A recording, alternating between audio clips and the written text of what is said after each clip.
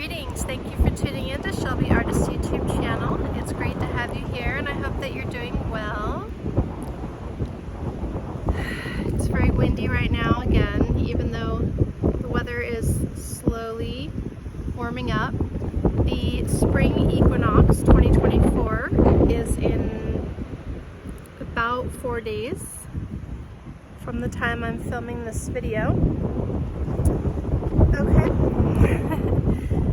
So, I am finishing up this book, Choosing Me Before We, Every Woman's Guide to Life and Love, written by Christina Rilo. So, I guess I will categorize this video under my books playlist. I'm laughing because in the past I used to use the word classify, but I think a better word for me is categorize. So I'm on page 192, and there's only like 200 pages in this book, so I'm towards the end. I'm definitely in the last chapter, like I said, finishing it up. And I wanted to film a video reading this section, composed of about 3 or 4 paragraphs. Intimate connection requires we. Capital W-E. Developing an intimate relationship takes 2 people, and both are responsible for being honest and vulnerable. While your guy doesn't have to be perfect, of course, no one is, he must be willing and able to own his feelings and share his innermost self.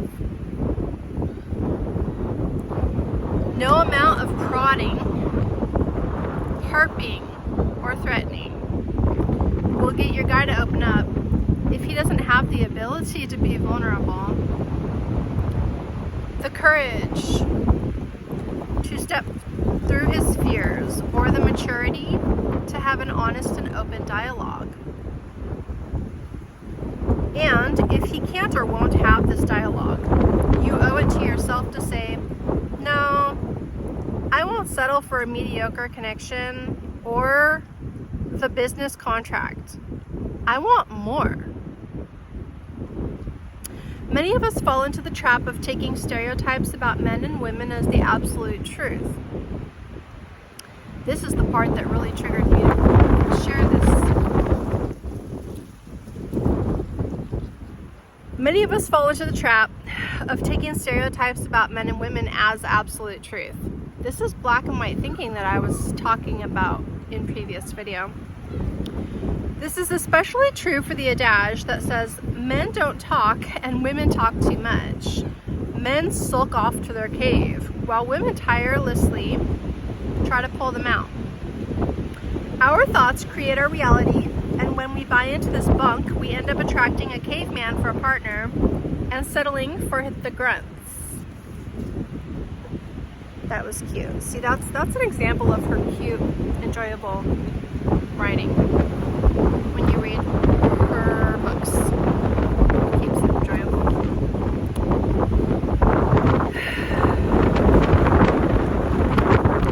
The good news is you don't have to live your life according to the stereotype, or for that matter, any other. There is no natural phenomenon that makes all men inexpressive and all women too emotional. Not all men push away intimacy, and not all women cling to their partners.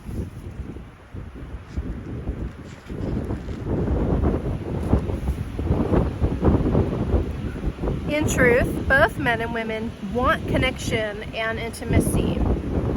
That's good. How these bonds manifest differs for all people, but not according to gender. We must stop having conversations about why men and women are different from each other and start seeing men and women as people first.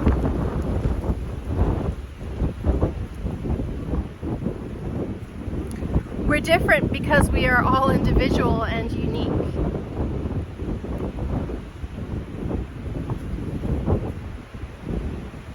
When we stop stereotyping our mates, we can actually know them intimately as individuals, not as representatives of their gender.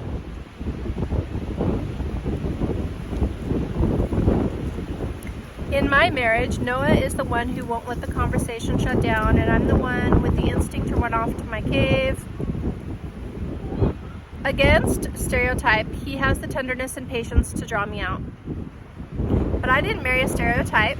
I married a person who is unique beyond any limitation our society brands as the way things are. Each of us has the job of intimately knowing our partner from his outer persona to his innermost feelings. And after this, she brings on page 193 me reflections, which are questions in every chapter for you to answer. Reflections, okay. So,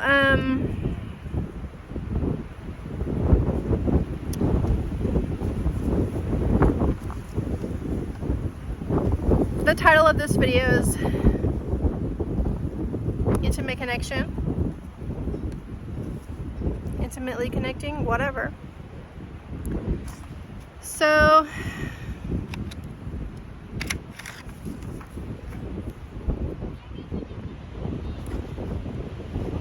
I guess I'll wrap up with the ancient wisdom of the Egyptians. And every person should be equal in their own right, in their own being, entity, soul, as having a balance of both masculine and feminine traits, behaviors, whatever. A biological man can have feminine traits and his wife or girlfriend, a biological female, you know, such as myself, and many American women especially, have some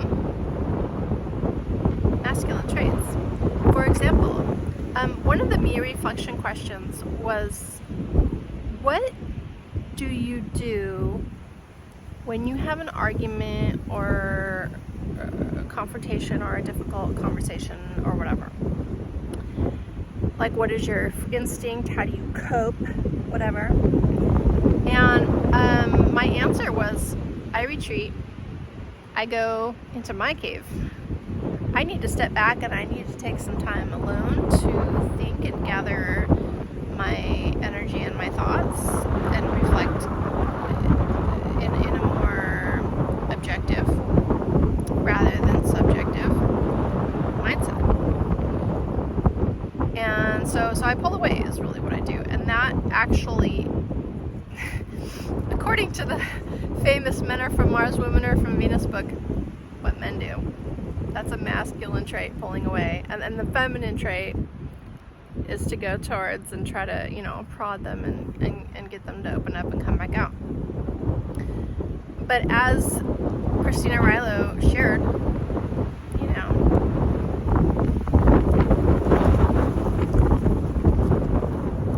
it doesn't always have to be that way.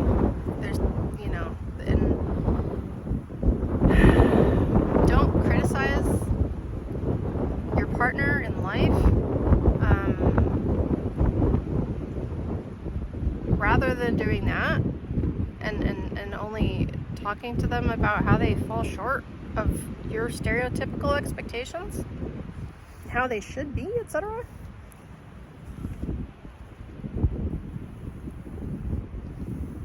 Really get to know the individual human being for the rainbow of traits that they have, and try to figure out how you can complement them.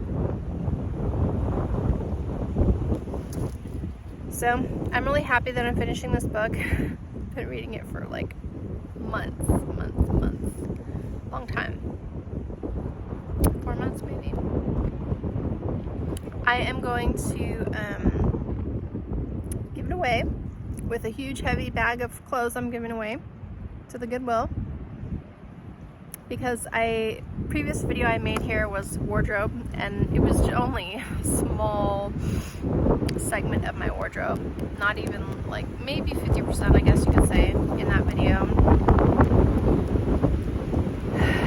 And it was spring cleaning because I was deciding what clothes to downsize and minimize and give away, because I like to consider myself a minimalist and not have unnecessary clutter that no longer serves me.